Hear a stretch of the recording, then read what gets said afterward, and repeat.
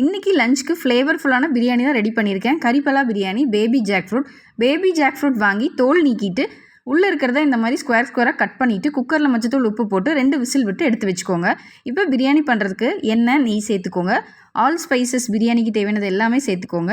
நான் கொஞ்சம் முந்திரி, அதுக்கப்புறம் பன்னீர் ரோஸ் பெட்டல்ஸ் கொஞ்சம் ஆட் பண்ணுறேன். கொஞ்சம் ஃப்ளேவராக இருக்கும்.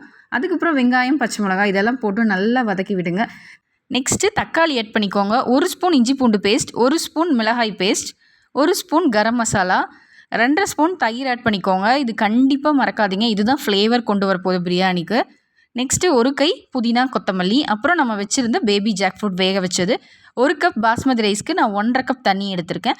இன்றைக்கி நான் 3 பேத்துக்கு தான் இந்த பிரியாணி செஞ்சுருக்கேன். அதுக்கு நான் 2 கப் பாஸ்மதி ரைஸ் எடுத்திருக்கேன்.